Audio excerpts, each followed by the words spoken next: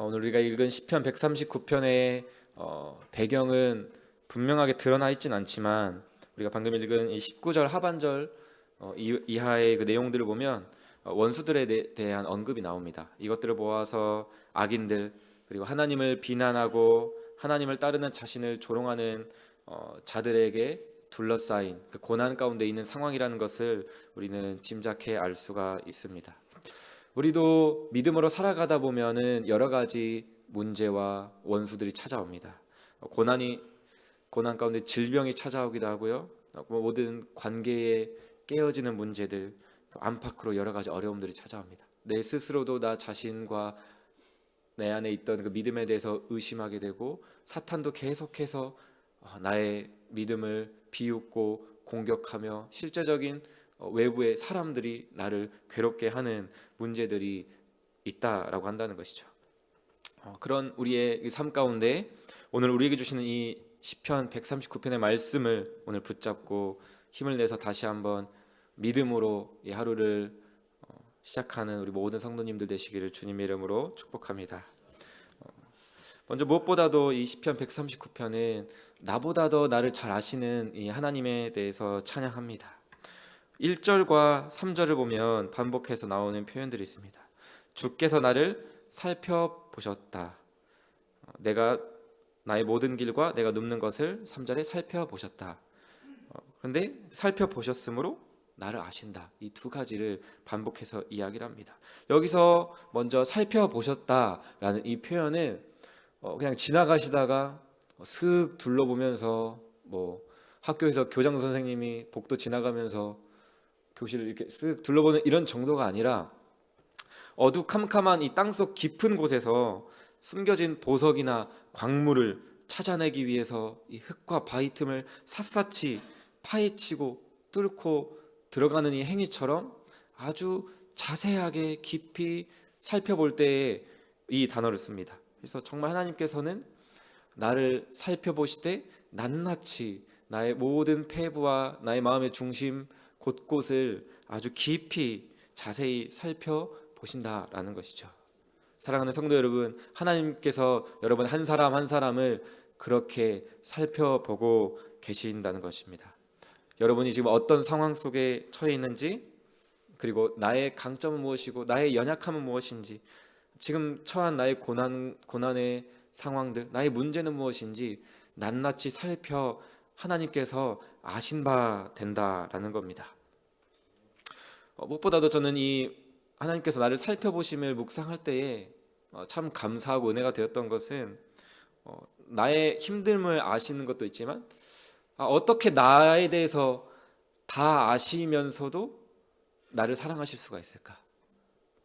우리는 스스로 너무나도 잘 알지 않습니까? 내가 얼마나 하나님 앞에 사랑받을 만한 자격이 없는 자인지, 하나님의 은혜를 알고도 얼마나 그 은혜를 쉽게 저버리고 떠나버리는 정말 배신자와도 같고 연약한 죄인인지를 우리 너무나도 잘 알고 있습니다. 그런데 어떻게 나를 다 하시고도 나를 사랑하실 수가 있을까? 이 은혜를 기억할 때에 우리는 하나님을 찬양하지 않을 수 없는 것이죠. 우리의 허물과 연약함, 죄악을 알고도 우리를 사랑하실 수 있는 그 이유가 무엇입니까? 예수 그리스도 안에서 우리를 바라보시기 때문입니다. 그리고 예수 그리스도 안에서 우리를 의롭게 여겨주신 것처럼 그리스도 예수 안에서 우리의 존재를 그 아들보다도 그 아들만큼 존귀한 존재로 바라보시는 것이죠. 그렇게 낱낱이 우리를 나보다도 더 자세하게 살펴보심으로 나를 아신다라고 말씀합니다. 그렇죠. 살펴보셨기 때문에 나를 아시는 거예요. 나 그냥 너희 알아. 나 전지전능하니까 너희 알아, 그런 게 아니라 나 너희에게 이만큼 관심이 있고 너희를 이렇게 살펴봄으로써 너를 안다 라고 말씀하고 계시는 것이죠. 그렇게 우리를 살펴보심으로써 우리를 아시는 하나님께서 이제는 어떻게 하십니까? 이제 5절과 10절 말씀에 이런 말씀들이 있습니다. 5절 우리 함께 읽어볼까요? 5절 시작. 주께서 나의 앞뒤를 둘러싸시고 내게 안수하셨나이다. 10절 말씀 함께 읽겠습니다. 시작. 거기서도 주의 손이 나를 인도하시며 주의 오른손이 나를 붙드시리이다. 아멘. 우리를 살펴보셨습니다. 그리하여 우리가 어떤 연약함이 있는지, 어떤 고난 가운데 있는지 주님께서 알게 되셨습니다. 그리하여 하나님께서 이제 행하시는 일은 무엇입니까? 5절과 10절 말씀 우리가 읽었던 것처럼 우리의 앞뒤를 둘러싸십니다. 우리를 안수하십니다. 우리를 붙잡으십니다. 여기서 안수한다는 말은 정말 그 손바닥으로 정말 우리 머리를 딱 누르는 것처럼 하는 건데요.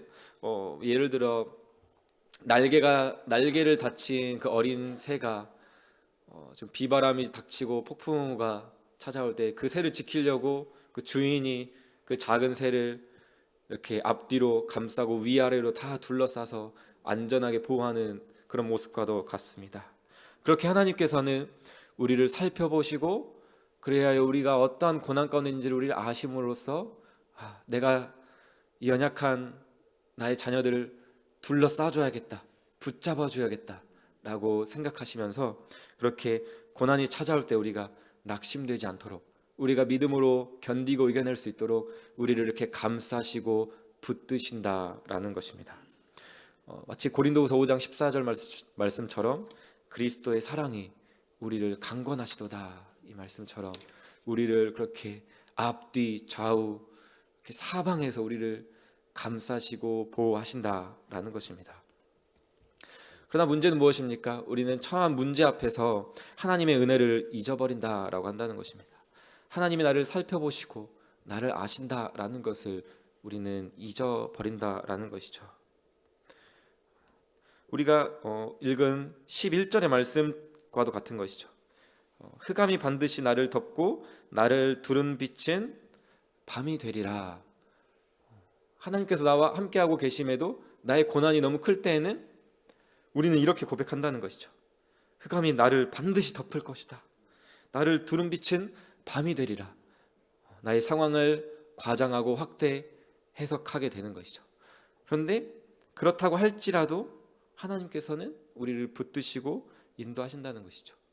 우리는 이런 고난 가운데 있을 때 주님을 떠나고 주님을 잊고 세상의 방식으로 나의 힘으로 발버둥 치고 그곳에서 머무르려고 하지만 하나님께서는 그런 우리를 결코 내버려 두지 않으신다라는 것입니다. 그 사실을 시편 기자는 알았습니다. 그리하여 7절 말씀에 이렇게 고백합니다. 우리 함께 읽어볼까요? 시작.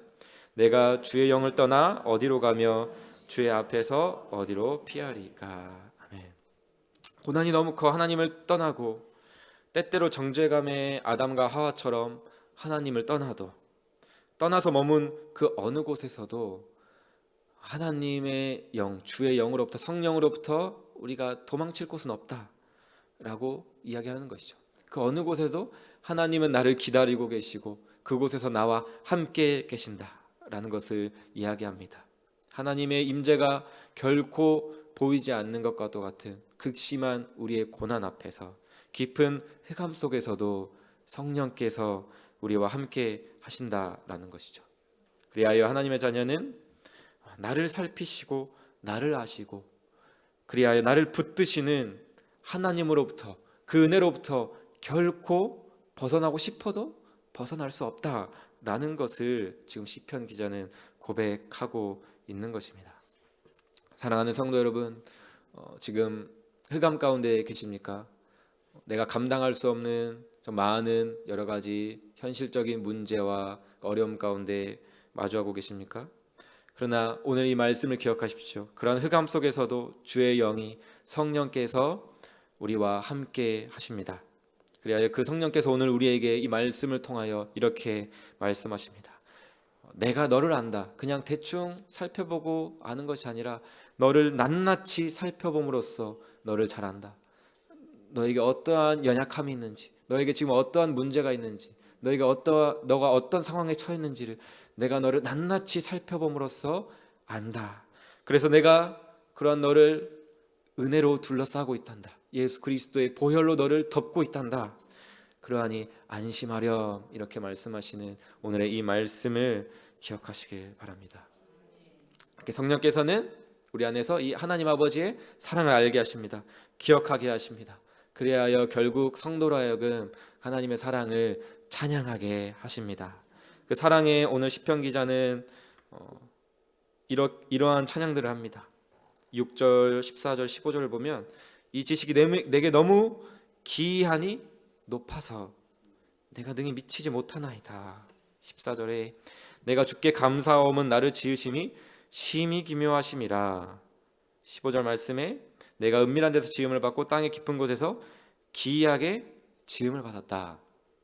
하나님의 그 신묘막측하신 하나님의 창조의 섭리, 나를 아시고 나에게 행하시는 그 모든 일들이 기묘하다. 너무나도 다 이해할 수 없지만 그 일이 나를 향하고 있고 나를 사랑하는 일들이기에 너무나도 이해할 수 없으면서도 신기하고 감사하고 기뻐 찬양하는 것이죠. 마치 시편 8편 말씀에 사람이 무엇이기에 주께서 그를 생각하시며 인자가 무엇이기에 주께서 그를 돌보시나이까 라고 고백하고 있는 것이죠. 그리고 이렇게 우리가 이 사랑을 할 때에 17절의 말씀처럼 우리도 고백하며 찬양할 수 있을 것입니다. 우리 마지막으로 우리 17절 말씀 우리 함께 읽고 말씀 마치겠습니다. 시작. 하나님이여 주의 생각이 내게 어찌 그리 보배로우신지요 그 수가 어찌 그리 많은지요. 아멘. 하나님께서는 오늘도 여러분 한 사람 한 사람에 대해 깊이 생각하고 계십니다. 그리고 그 생각을 잠깐 하는 것이 아니라 아주 많이 계속해서 여러분을 영원히 생각하고 사랑하고 계십니다. 단순히 그 생각만 많다면 어떠겠습니까? 우리가 누군가를 생각할 때 원수처럼 생각하고 그 원수를 하루 종일 생각하면 너무나도 생각만 해도 무섭잖아요. 그런데 하나님께서는 우리를 계속해서 끊임없이 생각하시되 어떻게 하면 이 영혼을 내가 더욱더 돌볼까, 나에게로 돌아오게 할고 정말 그 보배로운 생각으로 우리를 붙들고 계신다라는 것입니다. 그렇게 보배로운 생각으로 오늘도 여러분 한 사람 한 사람을 살펴보심으로써 아심받으시고 그렇게 아심받으심으로 붙드시는 그 사랑을 기억함으로 오늘도 믿음으로 한 걸음 한 걸음 나아가는 저와 여러분 되시기를 주님의 이름으로 축복합니다.